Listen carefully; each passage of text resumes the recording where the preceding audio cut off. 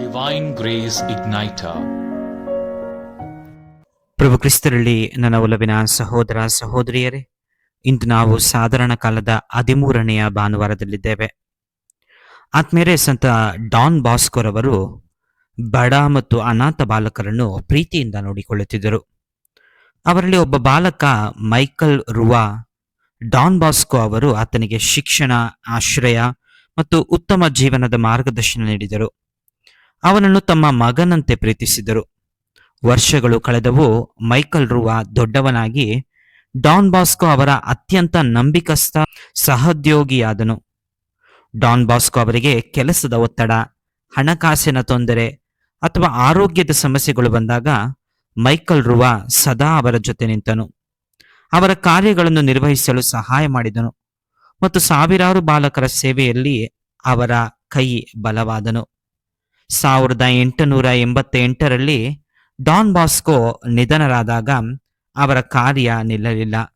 ಬದಲಿಗೆ ಮೈಕಲ್ ರುವಾ ಅವರ ಸ್ಥಾನವನ್ನು ವಹಿಸಿಕೊಂಡು ಡಾನ್ ಬಾಸ್ಕೋ ಆರಂಭಿಸಿದ ಸೇವೆಯನ್ನು ವಿಶ್ವದಾದ್ಯಂತ ವಿಸ್ತರಿಸಿದನು.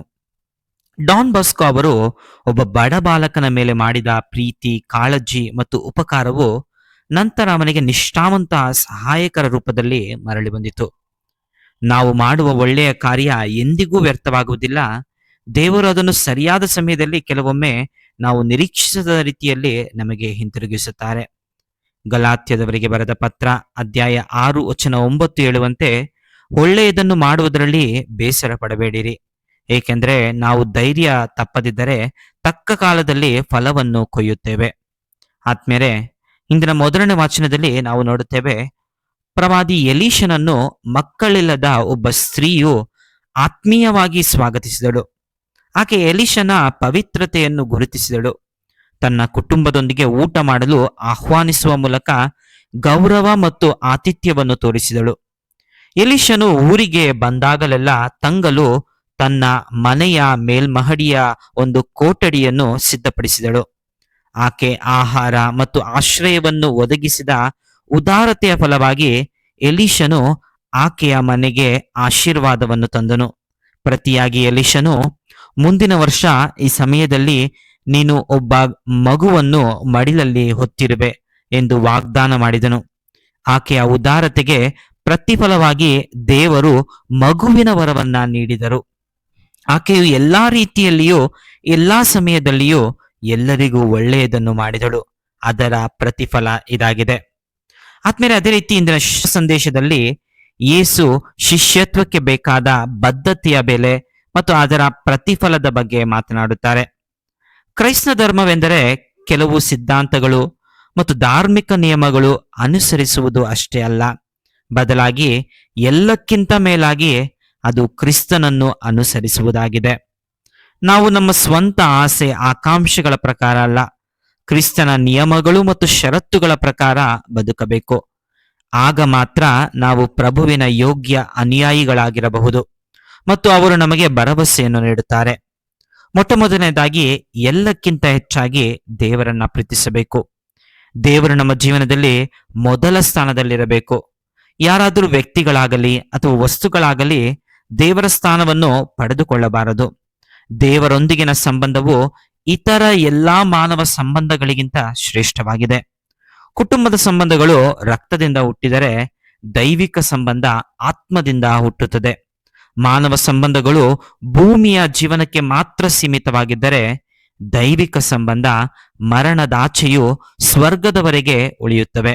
ಆದ್ದರಿಂದ ಯೇಸು ಇಂದಿನ ಶುಭ ಸಂದೇಶದಲ್ಲಿ ಹೇಳುತ್ತಾರೆ, ನನ್ನನ್ನು ಪ್ರೀತಿಸುವುದಕ್ಕಿಂತ ಹೆಚ್ಚಾಗಿ ತನ್ನ ತಂದೆಯನ್ನು ಅಥವಾ ತಾಯಿಯನ್ನು ಪ್ರೀತಿಸುವವನು ನನ್ನವನಾಗಲು ಯೋಗ್ಯನಲ್ಲ.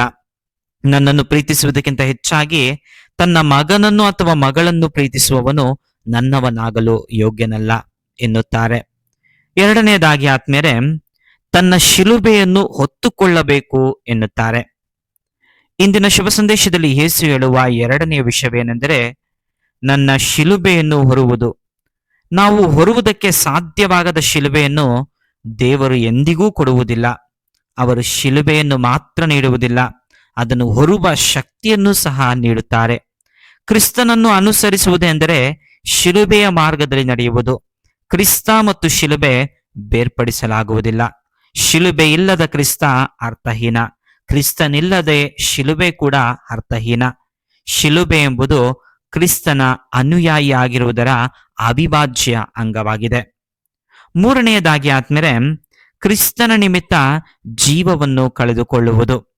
ಯೇಸು ಹೇಳುವ ಮೂರನೆಯ ವಿಷಯವೇನೆಂದರೆ ಕ್ರಿಸ್ತನಿಗಾಗಿ ತನ್ನ ಪ್ರಾಣವನ್ನೇ ಅರ್ಪಿಸುವುದು. ಯೇಸು ನಮಗೆ ಒಂದು ಭರವಸೆಯನ್ನ ನೀಡುತ್ತಾರೆ. ಅದೇನೆಂದರೆ ತನ್ನ ಪ್ರಾಣವನ್ನು ಕಾಪಾಡಿಕೊಳ್ಳುವವನು ಅದನ್ನು ಕಳೆದುಕೊಳ್ಳುತ್ತಾನೆ, ನನಗೋಸ್ಕರ ತನ್ನ ಪ್ರಾಣವನ್ನು ಕಳೆದುಕೊಳ್ಳುವವನು ಅದನ್ನು ಕಾಪಾಡಿಕೊಳ್ಳುತ್ತಾನೆ. ಇದು ಕೇವಲ ಕ್ರಿಸ್ತನಿಗಾಗಿ ಹುತಾತ್ಮರಾಗುವುದು ಮಾತ್ರ ಸೂಚಿಸುವುದಿಲ್ಲ, ಆದರೆ ಆತನಿಗಾಗಿ ನಾವು ಮಾಡಬಹುದಾದ ಅತ್ಯುನ್ನತ ತ್ಯಾಗವನ್ನ ಸೂಚಿಸುತ್ತದೆ. ನಾವು ಕ್ರೈಸ್ತರಾಗಿ ನಮ್ಮನ್ನೇ ಉದಾರವಾಗಿ ಸಮರ್ಪಿಸಿಕೊಳ್ಳುವುದರ ಮೂಲಕ ನಿಜವಾದ ಜೀವನವನ್ನ ಕಂಡುಕೊಳ್ಳುತ್ತೇವೆ. ಆದ್ದರಿಂದ ಕ್ರಿಸ್ತನನ್ನು ಎಲ್ಲಕ್ಕಿಂತ ಹೆಚ್ಚಾಗಿ ಪ್ರೀತಿಸೋಣ, ನಮ್ಮ ಶಿಲುಬೆಯನ್ನು ಹೊತ್ತು ಆತನನ್ನು ಅನುಸರಿಸೋಣ ಮತ್ತು ನಮ್ಮ ಜೀವನವನ್ನು ಉದಾರವಾಗಿ ದೇವರಿಗೆ ಹಾಗೂ ಇತರರ ಸೇವರಿಗೆ ಅರ್ಪಿಸೋಣ. ದೇವರು ಅದಕ್ಕೆ ತಕ್ಕಂತೆ ನಮಗೆ ಪ್ರತಿಫಲವನ್ನು ನೀಡುವರು. ಅದು ಹೇಗೆ? ಮೊಟ್ಟ ಮೊದಲನೆಯದಾಗಿ ಆತ್ಮೇರೆ ಪ್ರಭುವನ್ನು ಹಿಂಬಾಲಿಸುವುದು ಎಂದರೆ ಪ್ರೀತಿ ಮತ್ತು ಸೇವೆಯ ಸಾಧನಗಳಾಗುವುದು. ಮದರ್ ತೆರೆಸಾರವರು ನುಡಿಯುವಂತೆ prayer in action is love, love in action is service. ಕ್ರೈಸ್ತ ಜೀವನದ ಸಾರ್ಥಕತೆ ನಾವು ನೀಡುವಂತಹ ರೀತಿಯಲ್ಲಿ ಮತ್ತು ನಿಸ್ವಾರ್ಥ ಸೇವೆಯಲ್ಲಿ ಅಡಕವಾಗಿದೆ. ಯಾವುದೇ ರೀತಿಯ ಪ್ರತಿಫಲ ಬಯಸಿದರೆ ದೊರಕದು. ಬದಲಿಗೆ ನಾವು ಮಾಡುವಂತಹ ಮಹತ್ ಕಾರ್ಯಗಳನ್ನು ದೇವರೇ ನಮಗೆ ದಯಪಾಲಿಸುವರು. ಎರಡನೆಯದಾಗಿ ಆದ್ಮೇಲೆ ಕ್ರಿಸ್ತನ ಶಿಲುಬೆಯನ್ನು ನಾವು ಮನಸ್ಪೂರ್ವಕವಾಗಿ ಹೊತ್ತಿದರೆ ಅದರಿಂದ ದೊರಕುವ ಪ್ರತಿಫಲ ಏನೆಂದರೆ ಸ್ವರ್ಗ ಸಾಮ್ರಾಜ್ಯಕ್ಕೆ ನಾವು ಬಾಧ್ಯಸ್ಥರಾಗಬಹುದು. ನಮ್ಮ ಪಾಪದ ಹೊರೆಯನ್ನೇ ಪ್ರಭು ಹೊತ್ತಿದ್ದಾರೆ. ಅವರ ಶಿಲುಬೆಯ ಹೊರೆಯನ್ನು ನಾವು ಹಗುರಗೊಳಿಸಬೇಕೆಂದರೆ ನಮ್ಮ ಪಾಪದಿಂದ ನಾವು ದೂರವಿರೋಣ. ಮೂರನೆಯದಾಗಿ ಅಥವಾ ಕೊನೆಯದಾಗಿ ಆತ್ಮೀಯರೇ, ದೇವರ ಪ್ರೀತಿಗೆ ಗಡಿಯೆಲ್ಲೆ ಎಂಬುದಿಲ್ಲ ಎಂಬುದಕ್ಕೆ ಇಂದಿನ ಎಲ್ಲಾ ವಾಚನಗಳು ಸಾಕ್ಷಿಯಾಗಿವೆ. ನಮ್ಮೆಲ್ಲರನ್ನು ಆರಿಸಿ ದೇವರ ಸಾಮ್ರಾಜ್ಯದಲ್ಲಿ ಸೇವೆ ಮಾಡುವ ಕರೆಯೋಲೆಯನ್ನು ನಾವು ಪಡೆದಿರುವಾಗ ದೇವರ ಕಡೆಗೆ ನಿಷ್ಠೆ ಮತ್ತು ಪ್ರಾಮಾಣಿಕತೆಯಿಂದ ದುಡಿಯಲು ಬದ್ಧರಾಗೋಣ. ದೇವರು ನಮ್ಮ ನಿಸ್ವಾರ್ಥ ಮನಸ್ಸಿಗೆ ನಿಜವಾಗಲೂ ಪ್ರತಿಫಲವನ್ನ ನೀಡುವರು. ದೇವರು ನಿಮ್ಮೆಲ್ಲರನ್ನು ಆಶೀರ್ವದಿಸಲಿ. ಆಮೆನ್. ಸಂತರ ಕಥೆಗಳು, ದೇವರ ವಾಕ್ಯದ ಪ್ರಬೋಧನೆ ಹಾಗೂ ಮತ್ತಿತರ ಆಧ್ಯಾತ್ಮಿಕ ವಿಷಯಗಳನ್ನು ಆಲಿಸಲು ದಯವಿಟ್ಟು ಸಬ್ಸ್ಕ್ರೈಬ್ ಮಾಡಿ ಡಿವೈನ್ ಗ್ರೇಸ್ ಇಗ್ನೈಟರ್.